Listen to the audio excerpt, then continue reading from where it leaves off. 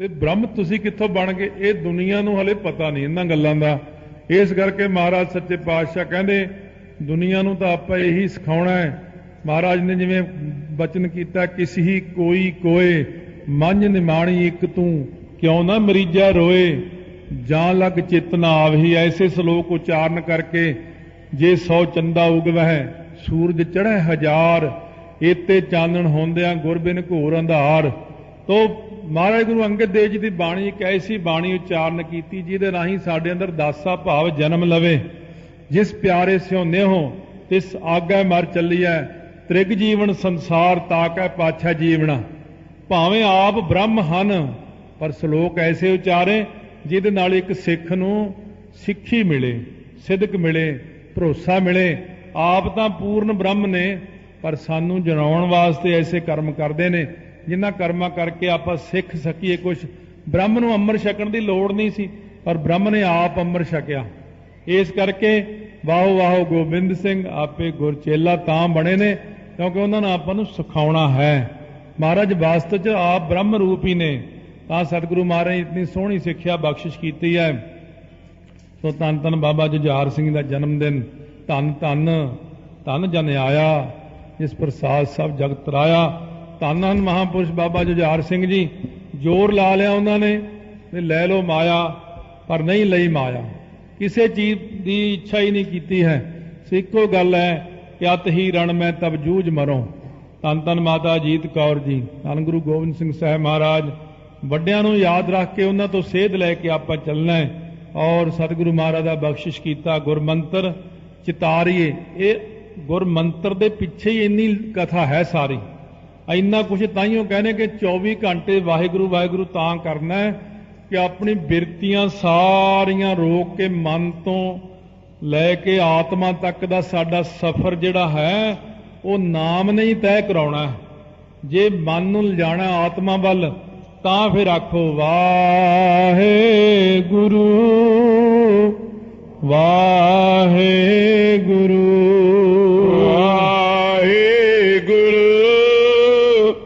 ਵਾਹਿਗੁਰੂ। ਪਈ ਅੰਤੈ ਕਰਣ ਬ੍ਰਿਤੀ ਸਕੀਰ, ਅਹੈ ਪ੍ਰਕਾਸ਼ਕ ਦੋਨ ਬਡੀਰ। ਅੰਗ ਬ੍ਰਿਤੀ ਆਦ ਬਿਨਾ ਕਿਸ ਕੋਇ ਨਾ, ਆਤਮ ਕੋ ਪ੍ਰਕਾਸ਼ ਸਿਧ ਹੋਏ ਨਾ। ਧੰਨ ਧੰਨ ਸਾਹਿਬ ਸ੍ਰੀ ਗੁਰੂ ਗ੍ਰੰਥ ਸਾਹਿਬ ਮਹਾਰਾਜ ਦੀ ਪਾਵਨ ਪਵਿੱਤਰ ਹਜ਼ੂਰੀ ਵਿੱਚ ਸਜੀ ਹੋਈ ਗੁਰੂ ਰੂਪ ਗੁਰੂ ਖਾਲਸਾ ਸਾਧ ਸੰਗਤ ਜੀ, ਆਓ ਪਿਆਰ ਸਤਿਕਾਰ ਸਹਿਤ ਫਤਿਹ ਉਚਾਰਨ ਕਰੀਏ। ਵਾਹਿਗੁਰੂ ਜੀ ਕਾ ਖਾਲਸਾ ਵਾਹਿਗੁਰੂ ਜੀ ਕੀ ਫਤਿਹ।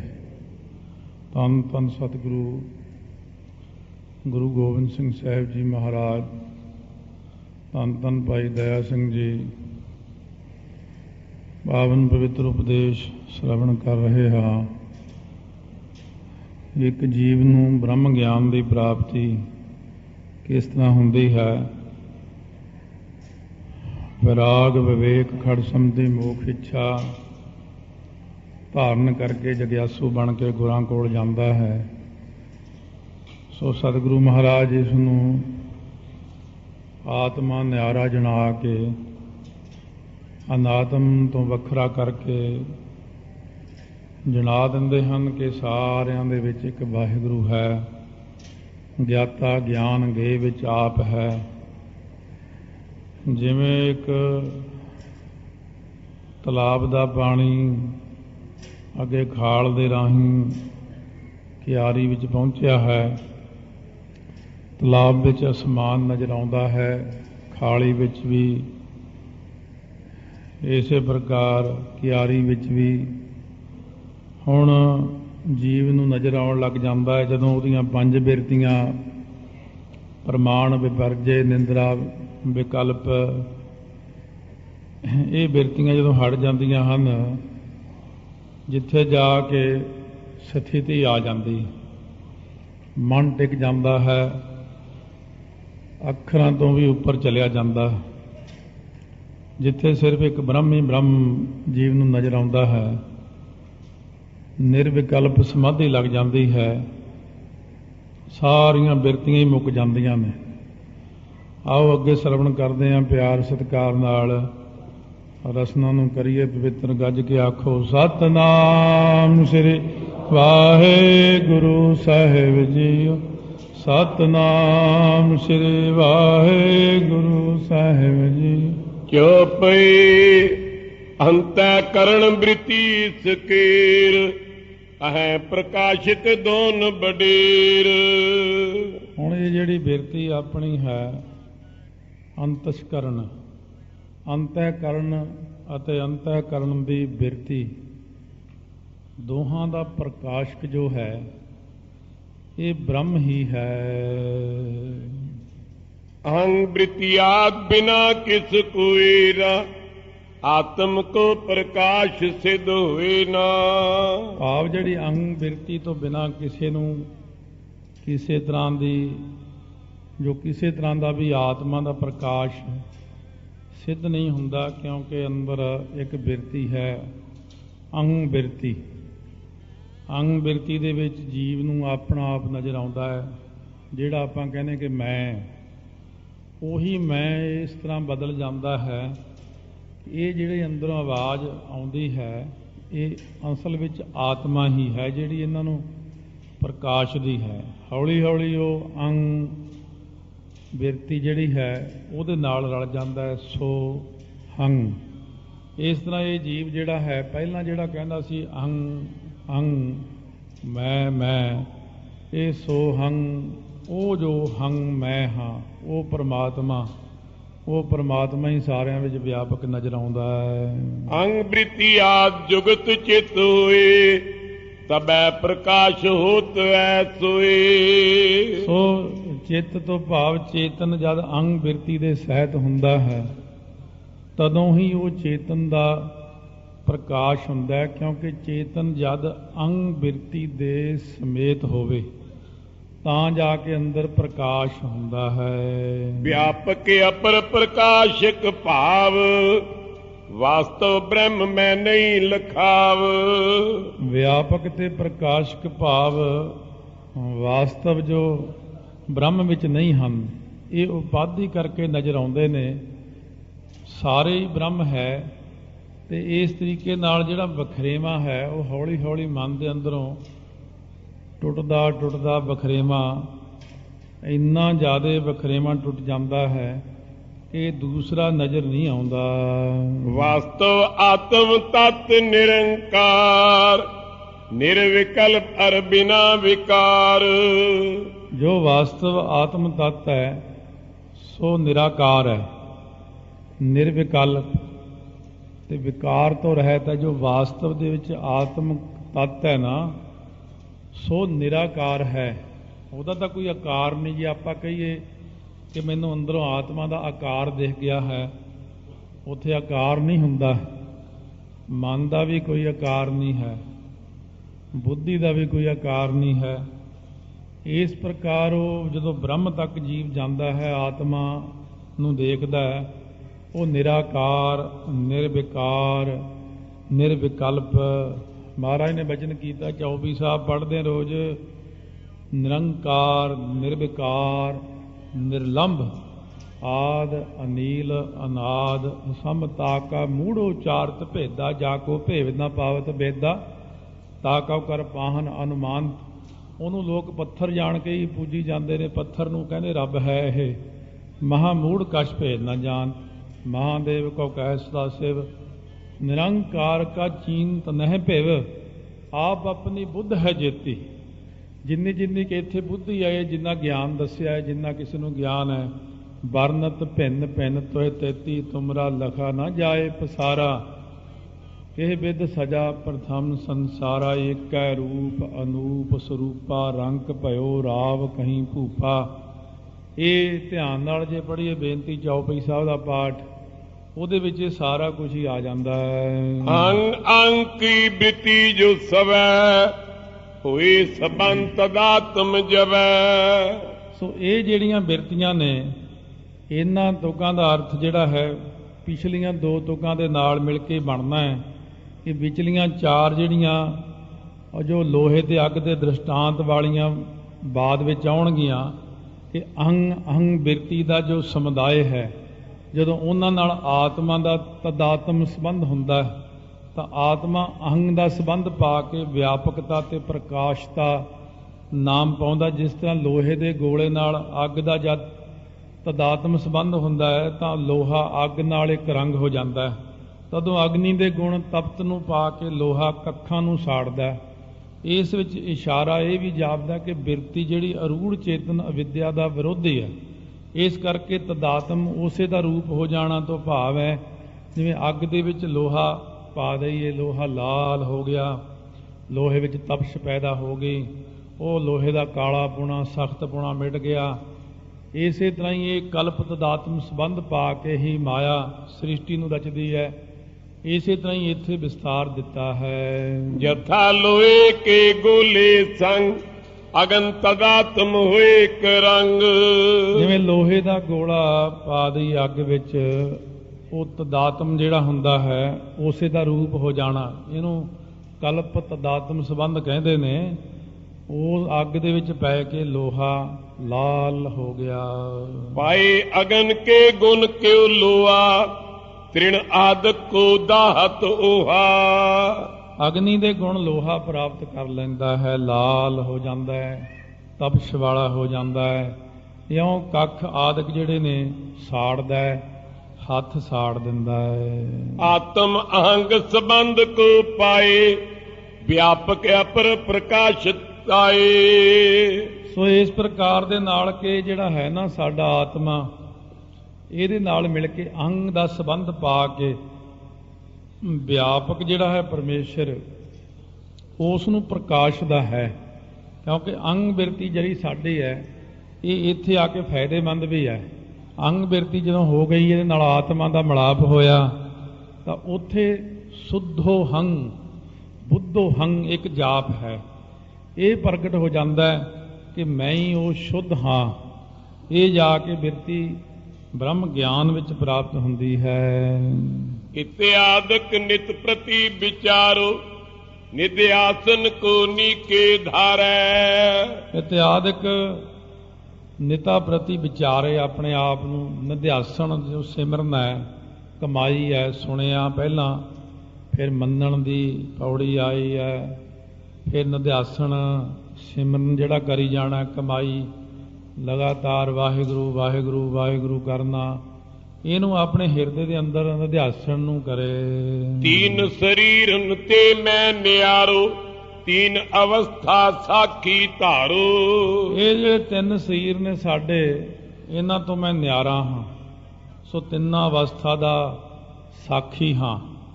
ਐਸਾ ਮਨ ਦੇ ਅੰਦਰ ਇਹ ਆਪਣੇ ਆਪ ਆਉਣ ਲੱਗ ਜਾਂਦਾ ਹੈ ਕਿ ਜਿਵੇਂ ਆਪਾਂ ਪਹਿਲਾ ਜਿਹੜਾ ਹੈ ਇੰਦਰੀਆਂ, ਇਹਦੀ ਪੌੜੀ ਨੂੰ ਚੜ੍ਹ ਕੇ ਉੱਪਰ ਗਏ, ਮਨ ਤੋਂ ਉੱਤੇ ਬੁੱਧੀ ਤੋਂ ਉੱਤੇ ਆਤਮਾ 'ਚ ਜਦ ਗਏ ਤਾਂ ਪ੍ਰਤੀਤ ਹੋਇਆ ਕਿ ਆਤਮਾ ਵਿੱਚ ਬੈਠ ਕੇ ਗਿਆਨ ਹੁੰਦਾ। ਅਹੰ ਬਿਰਤੀ ਜਦ ਆਪਣੀ ਉੱਥੇ ਜਾ ਕੇ ਮਿਲੀ, ਅਹੰ ਬ੍ਰਹਮ ਅਸਮੀ 'ਚ ਚਲੇ ਗਏ, ਤਾਂ ਆਪਾਂ ਥੱਲੇ ਵਾਲੀਆਂ ਚੀਜ਼ਾਂ ਨੂੰ ਇਉਂ ਦੇਖਦੇ ਹਾਂ ਕਿ ਮੈਂ ਇਹਨਾਂ ਦਾ ਪ੍ਰਕਾਸ਼ਕ ਹਾਂ। ਬੁੱਧੀ ਆਤਮਾ ਬਿਨਾਂ ਕੁਝ ਨਹੀਂ ਕਰ ਸਕਦੀ, ਜੜ ਹੈ। ਮਨ ਵੀ ਨਹੀਂ ਕੁਝ ਕਰ ਸਕਦਾ, ਇਹ ਵੀ ਜੜ ਹੈ। ਇੰਦਰੀਆਂ ਵੀ ਨਹੀਂ ਕੁਝ ਕਰ ਸਕਦੀਆਂ, ਇਹ ਵੀ ਜੜ ਨੇ। ਇਉਂ ਜਾਣ ਕੇ ਫਿਰ ਆਤਮਾ ਇਹਨਾਂ ਤਿੰਨਾਂ ਤੋਂ ਵੱਖਰਾ ਹੋ ਕੇ ਇਹਨਾਂ ਦਾ ਮਾਲਕ ਹੈ ਜੋ, ਕਿਉਂਕਿ ਪਹਿਲਾਂ ਤਾਂ ਆਪਾਂ ਇਹਨਾਂ ਦੇ ਗੁਲਾਮ ਹੈ, ਇੰਦਰੀਆਂ ਦੇ ਗੁਲਾਮ ਬਣ ਬੈਠੇ, ਮਨ ਦੇ ਗੁਲਾਮ, ਬੁੱਧੀ ਦੇ ਗੁਲਾਮ। ਜਦੋਂ ਆਤਮਾ 'ਚ ਗਏ ਤਾਂ ਗਿਆਨ ਹੋਇਆ ਕਿ ਮੈਂ ਤਾਂ ਸ਼ੇਰ ਦਾ ਪੁੱਤਰ ਹਾਂ। ਐਵੇਂ ਦੇ ਨਹੀਂ ਮਗਰ ਐਵੇਂ ਲੱਗਿਆ ਵਿਸ਼ਿਆਂ ਵਿਕਾਰਾਂ ਦੇ ਵਿੱਚ। ਇਸ ਤਰ੍ਹਾਂ ਜੀਵ ਦੀ ਬਿਰਤੀ ਗਿਆਨ ਪ੍ਰਾਪਤ ਕਰਕੇ ਫਿਰ ਇਹਨਾਂ ਅਨਾਤਮ ਚੀਜ਼ਾਂ ਨਾਲੋਂ ਟੁੱਟ ਕੇ ਆਤਮਾ ਦੇ ਵਿੱਚ ਜੀਵ ਵਾਸਾ ਕਰਦਾ ਹੈ।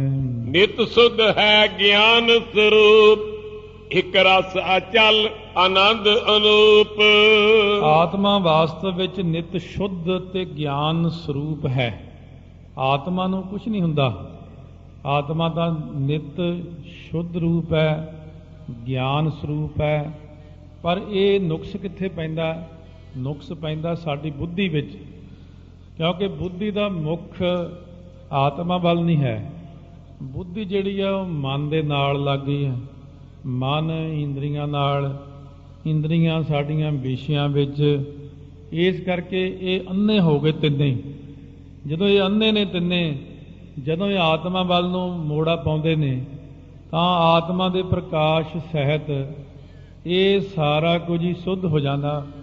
ਮਨ ਵੀ ਸ਼ੁੱਧ, ਬੁੱਧੀ ਵੀ ਸ਼ੁੱਧ, ਇੰਦਰੀਆਂ ਵੀ ਸ਼ੁੱਧ, ਤਨ ਤੇ ਮਨ ਪਾਵਨ ਹੋ ਜਾਂਦਾ ਹੈ। ਮਹਾਰਾਜ ਨੇ ਤਾਈਓ ਕਿਹਾ ਪਵਿੱਤ ਹੋਏ ਸੇ ਜਨਾ ਜਿਨੀ ਹਰਿ ਧਿਆਇਆ, ਹਰਿ ਧਿਆਇਆ ਪਵਿੱਤ ਹੋਏ।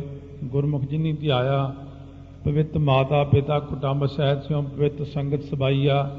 ਕਹਿੰਦੇ ਪਵਿੱਤ ਸੁਣਦੇ ਪਵਿੱਤ, ਸੇ ਪਵਿੱਤ ਜਿਨੀ ਮਨ ਵਸਾਇਆ, ਜਿਨੀ ਮਨ ਵਸਾਇਆ। ਇੱਥੇ ਆ ਗਿਆ ਕਹਿ ਨਾਨਕ ਸੇ ਪਵਿੱਤ ਜਿਨੀ ਗੁਰਮੁਖ ਹਰ ਹਰ ਧਿਆਇਆ।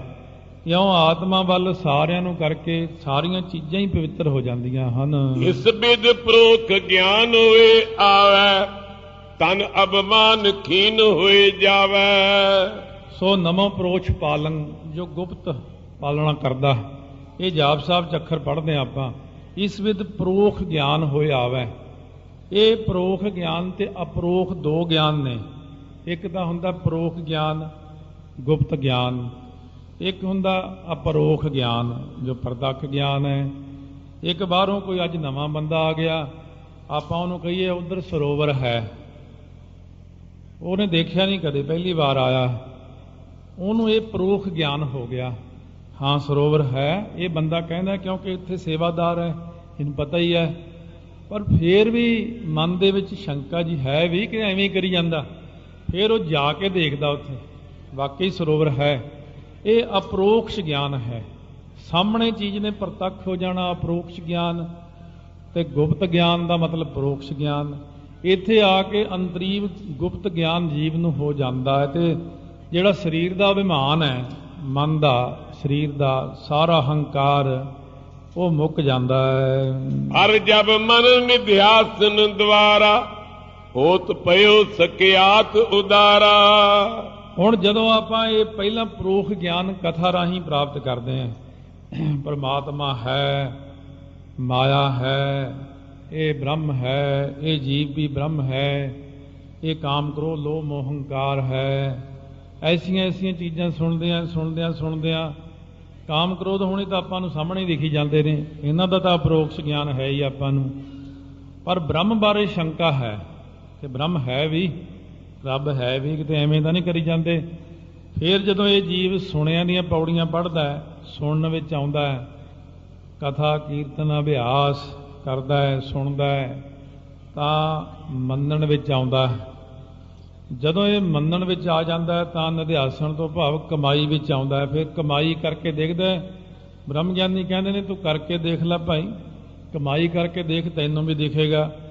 ਇਸ ਤਰ੍ਹਾਂ ਸ਼ਰਵਣ ਮੰਨਣ ਨਿਧਿਆਸਣ ਦੁਆਰਾ ਹੋਤ ਭਇਓ ਸਖਿਆਤ ਉਦਾਰਾ।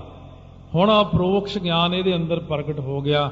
ਸਭ ਗੋਬਿੰਦ ਹੈ, ਸਭ ਗੋਬਿੰਦ ਹੈ, ਗੋਬਿੰਦ ਬਿਨ ਨਹੀਂ ਕੋਈ। ਜਿਹੜਾ ਕਹਿੰਦਾ ਸੀ ਹੈ ਵੀ ਰੱਬ, ਇਹ ਕਹੀ ਤਾਂ ਜਾਂਦੇ ਅੰਦਰ ਜੋਤ ਹੈ, ਅੰਦਰ ਸਿਮਰਨ ਹੁੰਦਾ ਹੈ, ਇਹ ਹੁੰਦਾ ਕਿ ਨਹੀਂ ਹੁੰਦਾ, ਉਹ ਸ਼ੰਕੇ ਨਿਵਿਰਤ ਹੋ ਗਏ। ਬ੍ਰਹਮਾਕਾਰ ਬ੍ਰਿਤੀ ਦ੍ਰਿੜ ਭਏ, ਮੂਲ ਅਵਿਦਿਆ ਛੈ ਹੋਏ ਗਏ।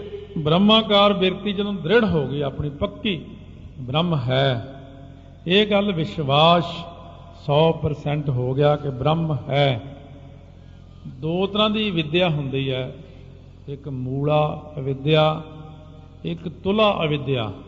ਇਹ ਮੂਲਾ ਵਿਦਿਆ ਤਾਂ ਜਿਹੜੀ ਆਪਣੇ ਅੰਦਰ ਨੂੰ ਢੱਕਦੀ ਹੈ, ਜਿਹੜੀ ਆਪਾਂ ਨੂੰ ਬ੍ਰਹਮ ਗਿਆਨ ਹੋਣ ਨਹੀਂ ਦਿੰਦੀ। ਤੁਲਾ ਵਿਦਿਆ ਹੁੰਦੀ ਜਿਹੜੀ ਚਾਰੇ ਪਾਸੇ ਪ੍ਰਮਾਤਮਾ ਨੂੰ ਦੇਖਣ ਨਹੀਂ ਦਿੰਦੀ ਆਪਾਂ ਨੂੰ। ਹੈ ਤਾਂ ਵਾਹਿਗੁਰੂ ਸਾਹਮਣੇ ਹੀ ਨੇ, ਇਸ ਵਕਤ ਵੀ ਪ੍ਰਕਾਸ਼ ਉਹਨਾਂ ਦਾ ਸਾਰੇ ਕਿਤੇ ਹੈ, ਪਰ ਤੁਲਾ ਵਿਦਿਆ ਹੋਣ ਕਰਕੇ ਢਕਿਆ ਪਿਆ ਹੈ। ਜਿਵੇਂ ਆਪਣੇ ਕਮਰੇ ਦੇ ਵਿੱਚ ਮੋਮਬੱਤੀ ਫਰਸ਼ ਦੇ ਉੱਤੇ ਜਗਦੀ ਹੋਵੇ, ਉਹਦੇ ਉੱਤੇ ਬਾਲਟੀ ਮੁੱਧੀ ਮਾਰਦੀ ਹੈ, ਕਮਰੇ 'ਚ ਤਾਂ ਹਨੇਰਾ ਹੋ ਗਿਆ, ਮੋਮਬੱਤੀ ਤਾਂ ਜਗਦੀ ਹੈ ਪਰ ਹਨੇਰਾ ਕਿਉਂ ਹੋ ਗਿਆ? ਕਿਉਂਕਿ ਉਹਦੇ ਉੱਤੇ ਬਾਲਟੀ ਮੁੱਧੀ ਮਾਰ ਦਿੱਤੀ, ਢਾਂਪਿਆ ਗਿਆ ਹੈ। ਇਹਨੂੰ ਮੂਲਾ ਵਿਦਿਆ ਕਹਿੰਦੇ ਨੇ। ਅੰਦਰ ਆਪਣੇ ਆਤਮਾ ਤਾਂ ਹੈ, ਪਰ ਆਤਮਾ ਨੂੰ ਸਾਡੇ ਸਰੀਰ ਨੇ, ਸਾਡੀ ਇੰਦਰੀਆਂ ਨੇ, ਮਨ ਨੇ, ਬੁੱਧੀ ਨੇ, ਵਿਸ਼ਿਆਂ ਵਿਕਾਰਾਂ ਨੇ, ਮੋਹ ਮਾਇਆ ਮਮਤਾ ਨੇ ਢੱਕ ਲਿਆ। ਢੱਕਣ ਕਰਕੇ ਸਾਨੂੰ ਜੇ ਕੋਈ ਕਹੇ ਤੇਰੇ ਅੰਦਰ ਪ੍ਰਮਾਤਮਾ ਹੈ ਤਾਂ ਆਪਾਂ ਕਹਿੰਦੇ ਪਤਾ ਨਹੀਂ ਹੈ ਕਿ ਨਹੀਂ ਹੈ। ਪਹਿਲਾਂ ਤਾਂ ਇਹੀ ਨਹੀਂ ਮੰਨਦਾ, ਫਿਰ ਥੋੜਾ ਥੋੜਾ ਚਾਨਣ ਹੋਣ ਲੱਗ ਜਾਂਦਾ ਹੈ, ਫਿਰ ਕੁਛ ਮੰਨਦਾ ਹੈ, ਫਿਰ ਇਹਨੂੰ ਪ੍ਰਕਾਸ਼ ਹੋ ਜਾਂਦਾ ਹੈ, ਫਿਰ ਸਾਖਿਆਤ ਹੁੰਦਾ ਹੈ। ਤਨ ਅਭਿਮਾਨ ਕਾ ਪੁਨਰੈ ਆਪਨ ਸਰੂਪ ਯਥਾਰਥ ਲੈ। ਜਦੋਂ ਆਪਾਂ ਨੂੰ ਆਪਣਾ ਯਥਾਰਥ ਸਰੂਪ ਅੰਦਰੋਂ ਨਜ਼ਰ ਆ ਗਿਆ, ਆਤਮਾ ਮੈਂ ਆਤਮਾ ਹਾਂ, ਉਦੋਂ ਸਰੀਰ ਦਾ ਅਭਿਮਾਨ ਆਪਣੇ ਆਪ ਹੀ ਟੁੱਟ ਜਾਂਦਾ ਹੈ। ਮੈਂ ਸਰੀਰ ਨਹੀਂ ਹਾਂ। ਜਿਵੇਂ ਆਪਾਂ ਕੱਪੜੇ ਪਾਏ ਹੋਏ ਨੇ, ਜਿਵੇਂ ਕਿਸੇ ਬੰਦੇ ਨੂੰ ਇਹ ਅਗਿਆਨ ਖੜਾ ਹੋ ਜਾਵੇ ਕਿ ਮੈਂ ਕੁੜਤਾ ਪਜਾਮਾ ਹਾਂ, ਮੈਂ ਜਿਵੇਂ ਆਪਾਂ ਕਿਸੇ ਨੂੰ ਕਹਿੰਦੇ ਤੂੰ ਤਾਂ ਪਜਾਮਾ ਹੀ ਹੈ ਜਾਂ ਕੁੜਤਾ ਹੈ, ਤਾਂ ਉਹ ਵੀ ਮੰਨਣ ਲੱਗ ਜਾਏ ਵੀ ਮੈਂ ਤਾਂ ਹਾਂ ਮੈਂ ਕੁੜਤਾ ਹੀ ਹਾਂ, ਤੂੰ ਤਾਂ ਪੱਗ ਹੈ। ਉਹ ਬੰਦਾ ਹੌਲੀ ਹੌਲੀ ਜੇ ਉਹਨੂੰ ਗਿਆਨ ਹੋਣ ਲੱਗ ਜੇ, ਉਹ ਕਹੇਗਾ ਨਹੀਂ ਮੈਂ ਕੁੜਤਾ ਪਜਾਮਾ ਨਹੀਂ ਹਾਂ, ਮੈਂ ਤਾਂ ਬੰਦਾ, ਮੈਂ ਸਰੀਰ ਹੈ ਮੇਰਾ। ਇਸੇ ਤਰ੍ਹਾਂ ਹੀ ਇਹ ਜਿਹੜਾ ਭਇਆ ਪੁਰਾਣਾ ਚੋਲਾ, ਇਹ ਜਿਹੜਾ ਸਾਨੂੰ ਸਰੀਰ ਮਿਲਿਆ ਹੋਇਆ ਨਾ, ਵਾਸਤਵ ਵਿੱਚ ਤੇ ਕੱਪੜਾ ਹੀ ਆ। ਤੋ ਇਹ ਕੱਪੜਾ ਜਦੋਂ ਆਪਾਂ ਆਪਣੇ ਆਪ ਨੂੰ ਹੁਣ ਸਰੀਰ ਸਮਝਦੇ ਹਾਂ, ਕੱਪੜਾ ਹੀ ਸਮਝੀ ਜਾਂਦੇ ਹਾਂ। ਮੈਂ ਉਂਗਲਾਂ ਹਾਂ, ਮੈਂ ਹੱਥ ਹਾਂ, ਮੈਂ ਬਾਹਾਂ, ਮੈਂ ਲੱਤਾਂ, ਮੈਂ ਸਰੀਰ। ਜਦੋਂ ਅੰਦਰ ਆਪਣਾ ਅਸਲੀ ਰੂਪ ਆਤਮਾ ਨਜ਼ਰ ਆ ਗਿਆ, ਉਦੋਂ ਇਹ ਸਾਰਾ ਕੁਝ ਹੀ ਮੁੱਕ ਜਾਣਾ। ਉਹ ਮੈਂ ਤੇ ਕੀ ਹਾਂ ਤੇ ਮੈਂ ਸਮਝਦਾ ਆਪਣੇ ਆਪ ਨੂੰ ਕੀ ਰਿਹਾ, ਅਸਲ ਗਿਆਨ ਹੋ ਗਿਆ। ਔਰ ਸਿਮਰਨ ਆਤਮ ਵਿਗਿਆਨ ਗਿਆਨ ਵਿਗਿਆਨ ਪ੍ਰਕਾਸ਼ਮਾਨ। ਔਰ ਹਿਰਦੇ ਦੇ ਵਿੱਚ ਸਿਮਰਨ ਕਰਨੇ ਕਰਕੇ ਇਹਨੂੰ ਪ੍ਰਾਪਤ ਹੋ ਗਿਆ ਵਿਗਿਆਨ। ਵਿਗਿਆਨ ਤੇ ਗਿਆਨ ਵਿਗਿਆਨ ਪ੍ਰਕਾਸ਼ ਮਹਾਨ। ਇਹ ਜਿਹੜੀਆਂ ਚੀਜ਼ਾਂ ਪਹਿਲਾਂ ਆਪਾਂ ਕਹਿ ਚੁੱਕੇ ਹਾਂ, ਗਿਆਨ ਜਿਹੜਾ ਪਰੋਕਸ਼ ਗਿਆਨ ਤੇ ਵਿਗਿਆਨ ਜਿਹੜਾ ਅਪਰੋਕਸ਼ ਗਿਆਨ ਦਾ ਮਹਾਨ ਪ੍ਰਕਾਸ਼, ਇਹ ਜੀਵ ਦੇ ਅੰਦਰ ਹੋ ਜਾਂਦਾ ਹੈ। ਖਟ ਪ੍ਰਮਾਣ ਕਰ ਲਿਓ ਪ੍ਰਕਾਸ਼ ਤਿਨ ਤੇ ਪਈ ਅਵਿਦਿਆ ਨਾਸ। ਖਟ ਪ੍ਰਮਾਣ ਅੱਗੇ ਚੱਲੇ ਨੇ, 6 ਪ੍ਰਮਾਣ ਨੇ, ਇਹਨਾਂ ਕਰਕੇ ਪ੍ਰਕਾਸ਼ ਹੋਇਆ। ਉਹਨਾਂ ਤੋਂ ਸਾਡੇ ਅੰਦਰ ਜਿਹੜੀ ਅਵਿਦਿਆ ਹੈ ਉਹ 6 ਪ੍ਰਮਾਣਾਂ ਕਰਕੇ ਨਾਸ ਹੁੰਦੀ ਹੈ। ਆਪਨ ਮੋਹ ਕਾਰਜ ਕੋ ਕਰਬੇ ਨਹੀਂ ਅਵਿਦਿਆ ਸਮਰੱਥ ਧਰਬੇ। ਕਿਉਂਕਿ ਜਿਹੜੀ ਅਵਿਦਿਆ ਹੈ ਆਪਣਾ ਕਾਰਜ ਕਰਨ ਲਈ ਇਹ ਖੁਦ ਸਮਰੱਥ ਨਹੀਂ ਹੈ, ਕਿਉਂਕਿ ਮੋਹ ਆਦਿਕ ਆਪਣੇ ਕਾਰਜ ਕਰਨੇ ਨੂੰ ਅਵਿਦਿਆ ਸਮਰੱਥਾ ਨਹੀਂ ਧਾਰਨ ਕਰ ਸਕਦੀ, ਕਿਉਂਕਿ ਅਵਿਦਿਆ ਵੀ ਜੜ ਹੈ। ਵਾਸਤਵ ਦੇ ਵਿੱਚ ਜਿਵੇਂ ਇੱਕ ਬਹੁਤ ਮੀਲਾਂ ਦੇ ਵਿੱਚ ਫੈਲੀ ਹੋਈ ਫੈਕਟਰੀ ਹੈ, ਉਹਦੇ ਵਿੱਚ ਇੰਨੀਆਂ ਮਸ਼ੀਨਾਂ ਕੋਈ ਅੰਤ ਨਹੀਂ। ਬੜੇ ਆਪਾਂ ਹੈਰਾਨ ਹੋਏ ਵੀ ਇੰਨੀ ਵੱਡੀ ਫੈਕਟਰੀ, ਪਰ ਜੇ ਉਹਦੀ ਲਾਈਟ ਚਲੀ ਜਾਵੇ ਸਾਰਾ ਕੁਝ ਹੀ ਬੰਦ ਹੋ ਜਾਂਦਾ, ਉਹਦਾ ਕੋਈ ਚੀਜ਼ ਨਹੀਂ ਚੱਲਦੀ। ਇਸੇ ਤਰ੍ਹਾਂ ਸਰੀਰ ਅੰਦਰ ਜਿੰਨੀਆਂ ਚੀਜ਼ਾਂ ਅਵਿਦਿਆ ਤੱਕ ਵੀ ਗਿਣ ਰਹੇ ਆ, ਇਹ ਵਿਦਿਆ ਵੀ ਆਤਮਾ ਦੇ ਪ੍ਰਕਾਸ਼ ਤੋਂ ਬਿਨਾਂ ਇੱਕ ਤਰ੍ਹਾਂ ਪੱਥਰ ਰੂਪ ਹੀ ਹੈ, ਜੜ ਰੂਪ ਹੈ। ਅਵਿਦਿਆ ਆਪਣੇ ਆਪ ਮੋਹ ਨੂੰ ਗ੍ਰਹਿਣ ਨਹੀਂ ਕਰ ਸਕਦੀ ਜਦ ਤੱਕ ਇਹਨੂੰ ਪ੍ਰਕਾਸ਼ ਨਹੀਂ ਮਿਲਦਾ। ਸੋ ਪ੍ਰਮਾਣ ਖਟ ਸੁਨ ਚਿਤ ਲਾਏ ਜਿਸ ਤੇ ਸੰਸੈ ਸਭ ਬਿਨਸਾਏ। ਉਹ 6 ਪ੍ਰਮਾਣ ਸੁਣੋ ਚਿੱਤ ਲਾ ਕੇ, ਜਿਹਦੇ ਕਰਕੇ ਜਿਹੜਾ ਮਨ ਦਾ ਸੰਸਾ ਹੈ ਨਾ, ਸੋ ਜਿਵੇਂ ਸੰਸਾ ਆਪਣਾ ਦੂਰ ਕਰਨਾ ਆਪਾਂ ਨੇ। ਸੋ ਮਹਾਰਾਜ ਜਿਵੇਂ ਕਹਿੰਦੇ ਠਾਕੁਰ ਤੁਮ ਸਰਨਾਈ ਆਇਆ, ਉਤਰ ਗਿਆ ਮੇਰੇ ਮਨ ਕਾ ਸੰਸਾ, ਜਬ ਤੇ ਦਰਸ਼ਨ ਪਾਇਆ। ਇਹ ਹੁਣ ਸੰਸਾ ਦੂਰ ਕਰਦੇ ਹਨ। ਵੇਦ ਸਤਿਗੁਰ ਸ਼ਬਦ ਸੋ ਸੁਨ ਕਰ ਮਹਾਵਾਕ ਤੇ ਨਿਰਣੈ ਉਰ ਧਰ। ਹੁਣ ਇਹਦੇ ਵਿੱਚ ਜਿਹੜਾ ਹੈ ਨਾ, ਸਾਰਿਆਂ ਨਾਲੋਂ ਪਹਿਲਾਂ ਸ਼ਬਦ ਪ੍ਰਮਾਣ ਹੈ। ਸ਼ਬਦ ਪ੍ਰਮਾਣ ਇਉਂ ਹੁੰਦਾ ਕਿ ਜਿਵੇਂ ਸਤਿਗੁਰੂ ਮਹਾਰਾਜ ਦੀ ਬਾਣੀ ਹੈ, ਸਤਿਗੁਰੂ ਦੇ ਸ਼ਬਦ ਨੇ, ਜਾਂ ਵੇਦਾਂ ਸ਼ਾਸਤਰਾਂ ਸਿਮਰਤੀਆਂ ਦੇ ਸ਼ਬਦ ਨੇ। ਗੁਰੂ ਗ੍ਰੰਥ ਸਾਹਿਬ 'ਚ ਜਿਵੇਂ ਆਉਂਦਾ ਵੇਦ ਸਿਮਰਤ ਵੇਦ ਪੁਰਾਣ ਪੁਕਾਰਨ ਪੋਥੀਆਂ, ਨਾਮ ਬਿਨਾ ਸਭ ਕੂੜ ਗਾਲੀ ਹੋਛੀਆਂ, ਵੇਦਾਂ ਮਹਿ ਨਾਮ ਉੱਤਮ ਸੋ ਸੁਣਹਿ ਨਾਹੀ ਫਿਰਹਿ ਜਿਉ ਬੇਤਾਲਿਆ। ਇਉਂ ਵੇਦ ਅਤੇ ਸਤਿਗੁਰੂ ਦੇ ਸ਼ਬਦ ਜਿਹੜਾ ਸੁਣ ਕਰਕੇ ਮਹਾਵਾਕ ਤੇ ਨਿਰਣਾ ਹੈ ਉਹ ਹਿਰਦੇ 'ਚ ਧਾਰਨ ਕਰ ਲੈਂਦਾ ਹੈ। ਕਿਉਂਕਿ ਵੇਦ ਨੇ ਜਾਂ ਸਤਿਗੁਰੂ ਨੇ ਜਿਹੜੀ ਗੱਲ ਕਹੀ ਹੈ, ਗੁਰਾਂ ਨੇ ਜਿਹੜੇ ਬਚਨ ਕਹੇ ਨੇ ਕਿ ਉਹ ਬ੍ਰਹਮ ਹੈ, ਉਹ ਵਾਹਿਗੁਰੂ ਹੈ ਭੀ ਸੱਚ, ਜਿਵੇਂ ਆਦਿ ਸੱਚ ਜੁਗਾਦ ਸੱਚ ਦਾ ਬਚਨ ਕੀਤਾ ਮਹਾਰਾਜ ਨੇ। ਇਸ ਤਰ੍ਹਾਂ ਇਹ ਸ਼ਬਦ ਦੁਆਰਾ ਮਨ ਦੇ ਅੰਦਰ ਪ੍ਰਮਾਣ ਪ੍ਰਾਪਤ ਹੋ ਗਿਆ ਕਿ ਬ੍ਰਹਮ ਹੈ।